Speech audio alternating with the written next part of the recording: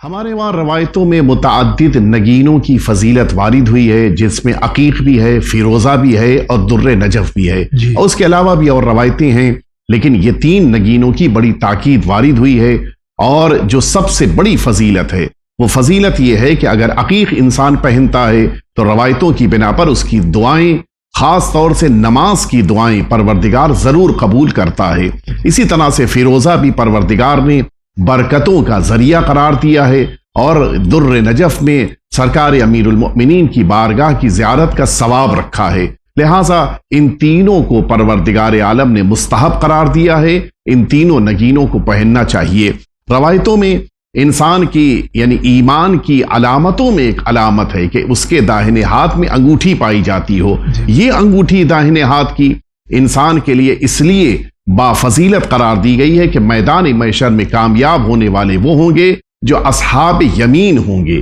یعنی دائیں طرف والے، اور اسی لیے دائیں طرف والوں کے درمیان یہ انگوٹھی داہنے ہاتھ میں مؤمن کی علامت کے طور پہ قرار دی گئی ہے۔ ابتدائے اسلام میں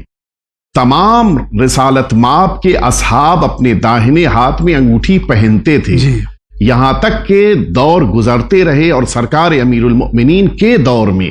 ایک شخص کی صرف دشمنی کی بنا پر یہ داہنے ہاتھ کی انگوٹھی بائیں ہاتھ میں آ گئی، اور اس کے بعد سے پھر ایسا ہوا کہ امیر المؤمنین کے مقابل میں آنے والوں نے اپنی علامت کے طور پر بائیں ہاتھ میں انگوٹھی کا انتخاب کیا، ورنہ ایمان کی علامت داہنے ہاتھ کی انگوٹھی، اور وہ بھی فیروزے کی یا عقیق کی انگوٹھی۔ اس زمانے میں فیروزہ اور عقیق دو ہی، اور ان میں بھی عقیق میں یمن کا عقیق بہت اہمیت رکھتا تھا کہ جس کی بڑی فضیلت بھی وارد ہوئی ہے۔ لہٰذا تمام صاحبان ایمان کی ذمہ داریوں میں ہے کہ کم از کم ایک انگوٹھی، اور وہ بھی داہنے ہاتھ میں ضرور پہنے، اور کوشش کریں کہ یہ انگوٹھی عقیق کی ہونی چاہیے۔ اور ایک دوسرا فائدہ کہ انسان جس موقع پر دنیا سے رخصت ہو، یہ عقیق اس کی زبان پر رکھا جائے۔ اس عقیق کے زبان پر ہونے کے موقع پر جب انسان کفن پہن کے جا رہا ہے، بڑے فضائل وارد ہوئے ہیں۔ اگر یہ انگوٹھی عقیق کی پہنے ہو تو پھر اس کے پاس خود بخود عقیق ہوگا،